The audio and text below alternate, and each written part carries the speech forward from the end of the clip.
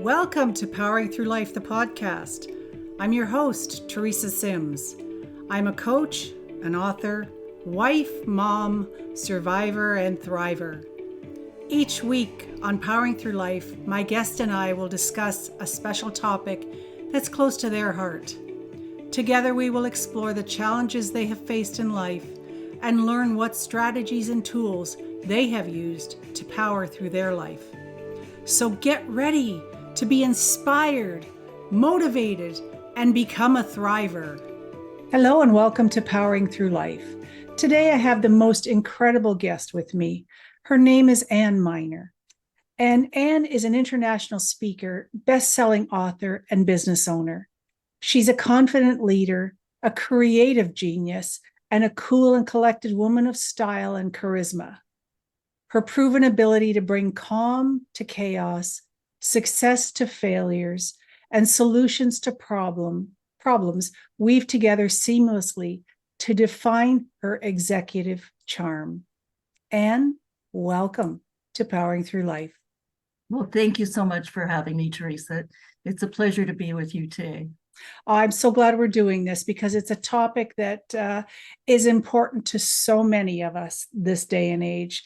And it's a topic that's actually given me some new perspective on life as well recently. So Anne's topic is powering through a breast cancer diagnosis. Anne, I thank you for your honesty and your willingness to share this topic. It's very important that we discuss this and create awareness around this almost epidemic of what's happening these days to women and to men as well. Well, I would completely agree. And if we start with the beginning of the journey, It was a routine mammogram that I got called back to do another one. And then it proceeded from there. I did not feel a lump. I did not feel anything out of the ordinary. And I think it's important for women and men too to know that this is one of those cancers that doesn't have necessarily any symptoms. So I was very fortunate that it was an early diagnosis initially, only in one breast. I had the lump removed, and then I decided that I would proceed with a naturopathic solution. Interesting. How did that work? Well, we often hear that there's no data, no evidence to suggest that these naturopathic remedies actually work. And so I set about to be a statistic. And what I did was I took all of the remedies that were recommended. I became a vegetarian. I worked out. I didn't drink any alcohol. And 2 years later, it was back in both breasts. My goodness. So I think that answers your question. I can't honestly be an advocate for the naturopathic route. And second time around, I went with what modern medicine decided was best. So the second time around was more horrific, if you like, because it breasts, and the decision needed to be made how much treatment I was willing to undergo and bombard my body with radiation, chemotherapy, whatever were the recommended solutions. So I can tell you that it's something that brings your mortality to the forefront. It's very tough to be optimistic, especially when you don't know. There's a period of time when you know something's wrong, you don't know what it is. Then there's another period of time where you know that it's cancer, but you don't know what kind of cancer it is, because that will dictate the treatment. And then there's another period of unknown, depending on what you've decided to do. Once you have a course of action, a plan, a goal in mind, it's much easier to proceed, easier to just go along at the path. And I was really fortunate that I was diagnosed in 2019 at the end of the year. Very soon after that, you will all recall we had COVID. So I was diagnosed in late November, and before Christmas decided to have a double mastectomy. Actually had the surgery on January the 4th.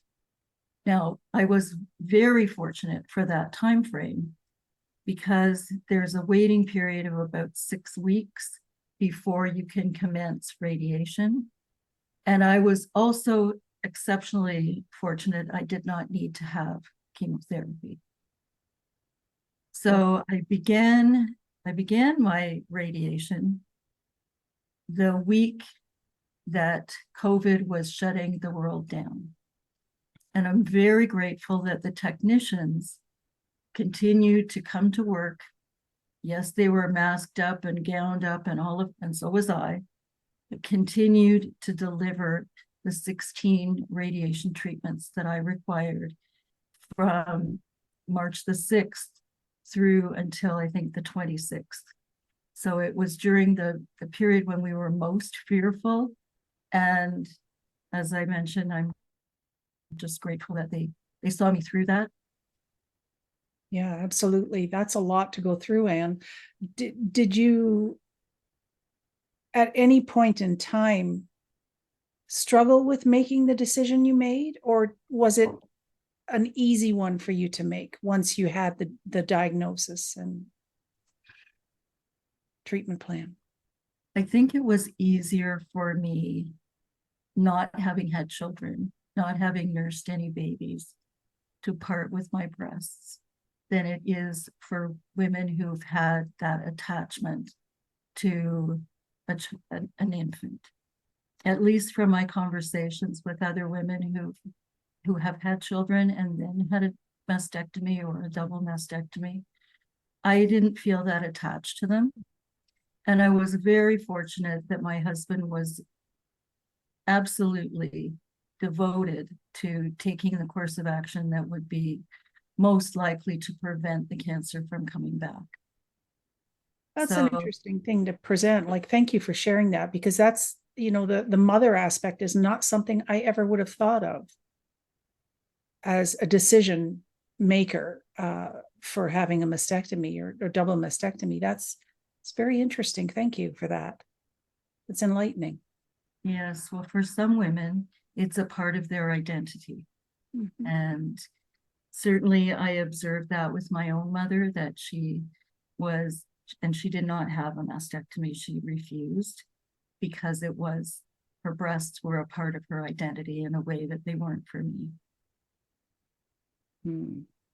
So may I ask if there's a history of breast cancer in your family? Is this hereditary? It could be, although I did have all the genetic testing done, and it didn't appear that mine was hereditary. But my mother had breast cancer, and my cousin one of the cousins on my mother's side also had breast cancer. And that's it. There had been nothing before that. And as far as I know, nothing since in the extended family. Interesting. It's good, though, to have that checked out, though, to make sure that it's not hereditary. And even if it is, it's good to know, because future generations may need that information. Exactly. And something that your audience may not know is that there are more than 2 genes. We all may be aware of BRCA2, but there are actually 17 genetic locations that are related to breast cancer. And I was tested for all 17 and recommended to come back in 5 years, because by then they may know more. Okay. Can you explain, because I'm not familiar with the term BRCA2. Can you explain that, please? It's, I wish I knew what it stood for. It's the 2 genes that have been identified, that were first identified as responsible for breast cancer. Oh, okay. And now we know that there are many more places on your DNA that could be contributing to your susceptibility. That's interesting. Oh my goodness. I had no idea. And thank you for sharing that. I'm sure that there's a lot of us going, oh, interesting. I need to get this looked at or looked into at least. It's That's something to insist upon.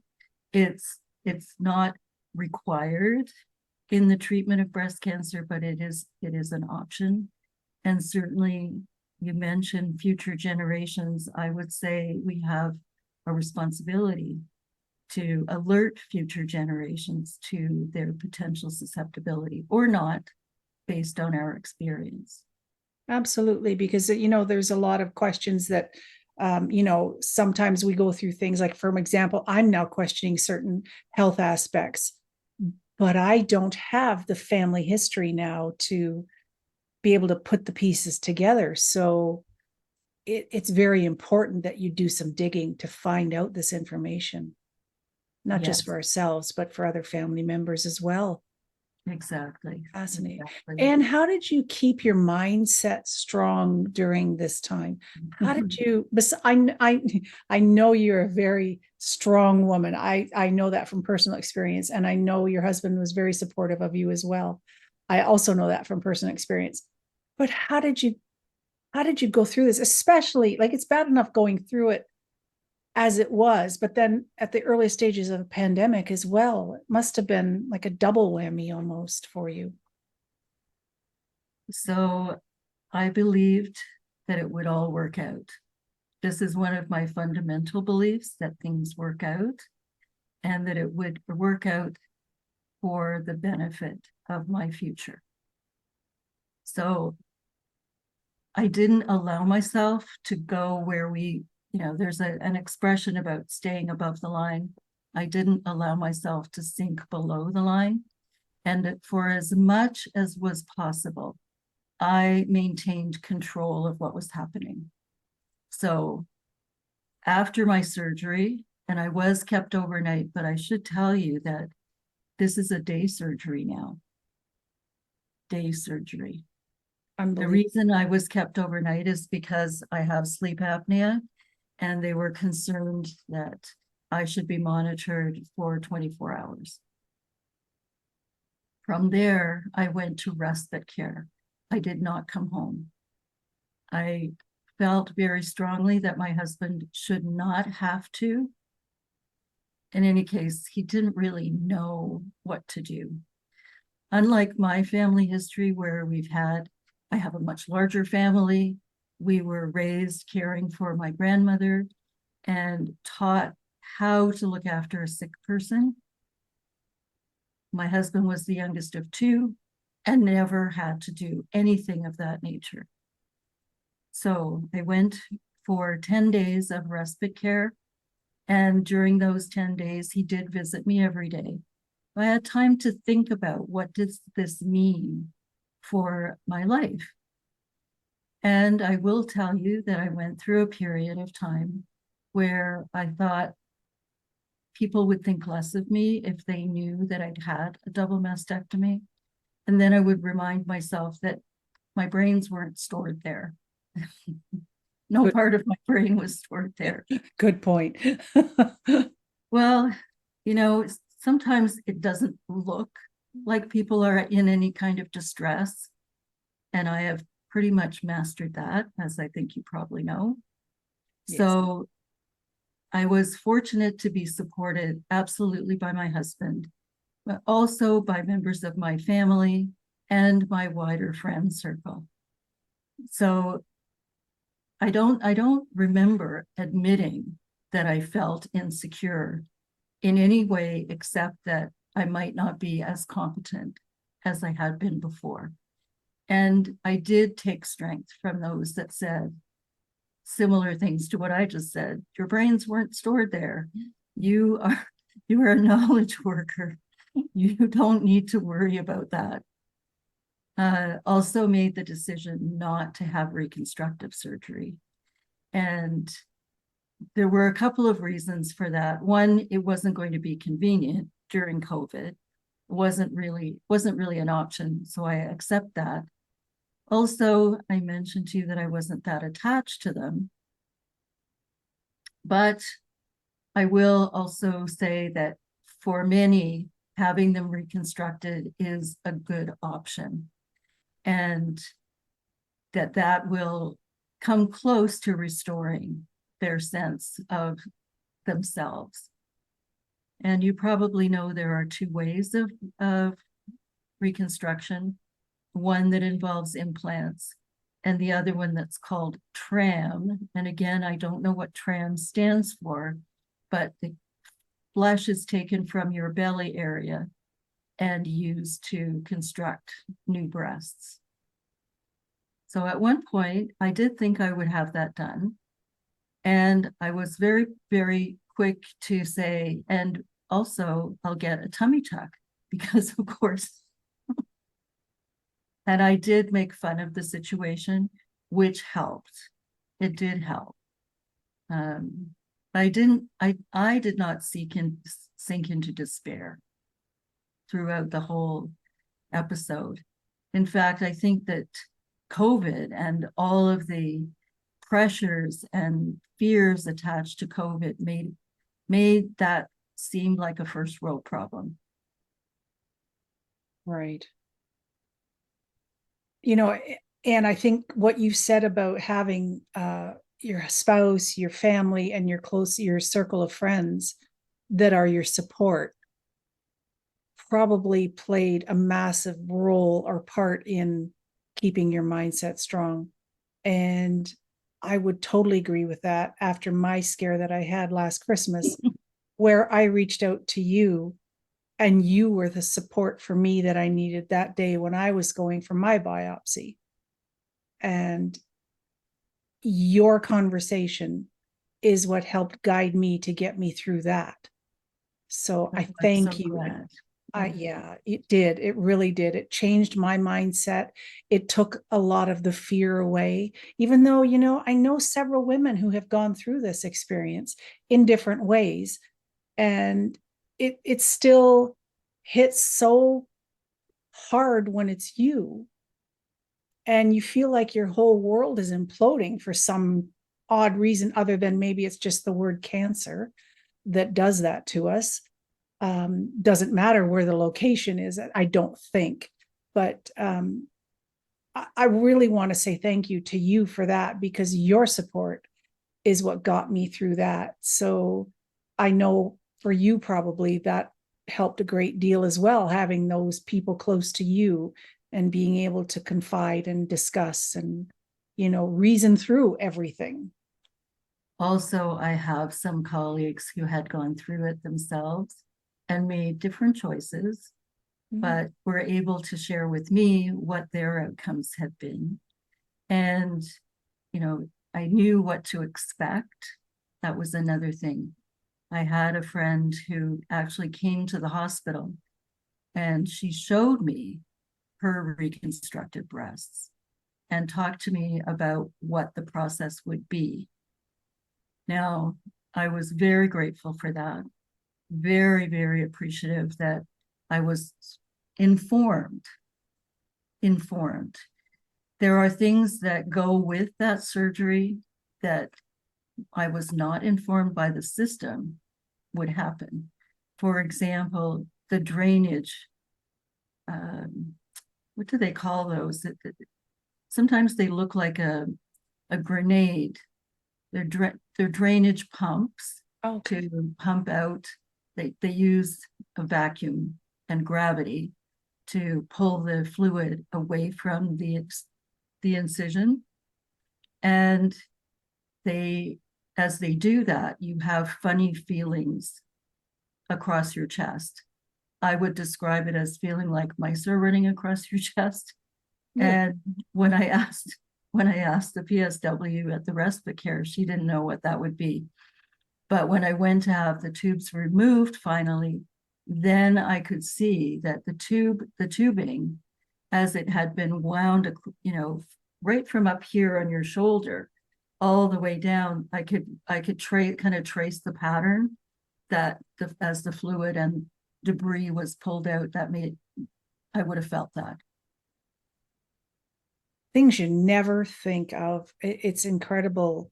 And that part wasn't discussed with you. I think probably be fair to say the surgeon doesn't really know. Like unless they've had a similar experience, they don't necessarily know. And if no one tells them, the patients would have to tell them. And these are the things that people don't often talk about. So, I wasn't told about the drainage setup, but what happened was I had a friend make me a gown that had pockets on both sides so that I could put this device that came from under my arms and hung down. I could put it into the pockets. And we did discuss afterwards the opportunity to make those gowns for the hospitals, but the research showed the hospitals weren't that interested. They have gowns that work for them, that are durable and voila. So we didn't pursue that. But maybe someday someone will have sufficient backing to make that happen, because that's a very small thing that can boost your self-confidence. Oh, definitely. I mean, if you feel comfortable after something like this, that's all part of the mindset of healing and all part of the redeveloping your identity and growing into who you are now versus who you were before, because something has changed. Yes. Now, is the reconstructive aspect something that you can still consider, even though it's been this length of time, or not? Yes, you can. You can have them reconstructed at any time. Okay. So that is something also to be aware of. I have a colleague who had her reconstruction done 7 years after the surgery, and it turned out very well for her, and she's very pleased with the result. Excellent. So from what I'm hearing from you so far, Anne, is we need to educate ourselves first and foremost. We need to also educate our medical practitioners around our experiences and what happens after, and so that they can understand a better way to proceed with our interventions, if you want to call them that, or our surgical procedures, and so that they know the bigger picture rather than just their one little piece of the pie kind of thing. Yes, and I did do that with my surgeon. I Excellent. talked to her about the things I experienced. She really had no idea. The other thing with my surgeon, it was a woman, and I was seeing her for follow-up during COVID. And when I went to see her and I asked her, how are you doing? She started to cry at having had no one ask her how she was doing with the situation. And that's another thing that I would encourage your audience to do, is to encourage each other and be interested, not only informed, but interested in other people. We don't know what kind of burden they're carrying, and kindness can never be misplaced. I totally agree. They are human just like we are. They experience things just like we do. Just because they're doctors doesn't mean they're not human. And we all have feelings. We all go through things. And I totally agree with checking in and just asking and showing kindness and compassion to another human being. Doesn't cost anything. It doesn't take much effort. It's just a nice way to be. It's a great way to adopt a new habit, is just to say today to someone you meet, how are you really doing? How are you? Is there anything I can do? It just kindness. It goes so far in this world, and yet it seems to be so lacking at times. Yes, I agree. I agree.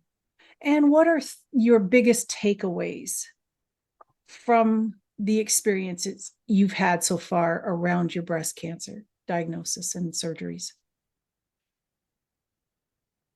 Well, I think you won't be surprised if I tell you I brought my mortality to the forefront and reminded me that life is short, which meant that I would consider what was worth A, worrying about, and B, being upset about. I think it took me down a few notches on the anxiety scale, which might be surprising, but although it didn't show, I had a tendency to worry and think and think and think about what could happen and what might happen, and not just to me. To live every day to its fullest, every day. And as you know, I was immediately challenged with another scenario, for which I think I was better prepared, having gone through this experience. I was able to be supportive. I was able to be the caregiver. I was able to be optimistic and in the face of what might not have been a very good situation. So if we had to wrap it up into three, I would say life is short. Live every day to your absolute best, remembering that there's a new day tomorrow. And whatever mistakes we make today, we can make a different one tomorrow, having learned from today's mistake. Absolutely. Be kind to those around you and be mindful that you need to check in with your own body at regular intervals. And if there's a lesson there, having been diagnosed from a routine mammogram, I would like your audience to be reminded, get your mammogram. It's the best way to detect any variance in your breasts. That's true. And I've had situations throughout my life where there's been lumps and, they've gone away, they've been here and there. And I find the mammograms are so painful. Even when you have a lump, it's extremely painful. And I kept fighting my doctor over it. And I don't want to do this. I don't want to do that. I finally agreed that I would have one again. And that's when they detected my 3 lumps. And so you're right. As much as I procrastinated and was very uncomfortable by the process or the procedure, it's something that it's 2 minutes of ouch. And, it can save your life, honestly. It can save your life. And I'm not pretending it's a pleasant experience. I don't know anybody that looks forward to having a mammogram. No. Truly, it is a very brief period of pain for the potential to gain years on your life. Yeah, absolutely. Very well said. I really appreciate that. And do you have a favorite quote or a favorite saying that you'd like to share with the audience? Beyond things work out. Yes, you have one written down here that I like very much. Would you like me to read it for you? Or? Yes, I would.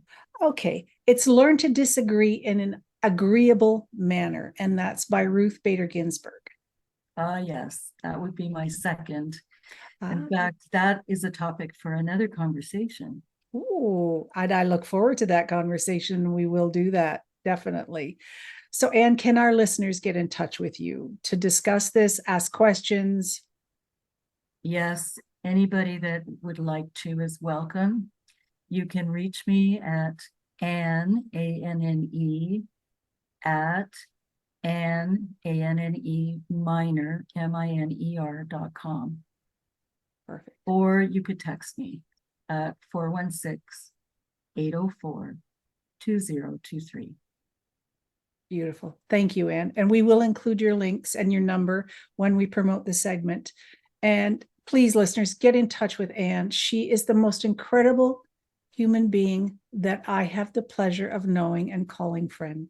She's an incredible woman, an inspiration, and a true leader, and in so many areas. And this is one of them. So I agree with Anne's advice. Get yourself checked. Have that mammogram done. and add more years to your life, enjoyable years. And thank you so much. And thank you for the opportunity to be on your show, Teresa. It's a true honor. Thank you. I appreciate that very much. Listeners, get in touch with Anne today. Don't be shy. We know it's a topic that can make us uncomfortable, but it's one that we need to discuss, and discuss openly and honestly and with compassion. Get in touch with Anne today, and we'll see you again next time on Powering Through Life. Thank you for listening to Powering Through Life, where we explore life's challenges and learn valuable insights from my guests about how they have powered through their lives to survive and thrive. We can learn incredible lessons by sharing and motivating the world through conversation. You can access all of the Powering Through Life episodes on my website, teresasims.com, YouTube, Facebook, and Spreaker. So join us again next time for another inspiring conversation.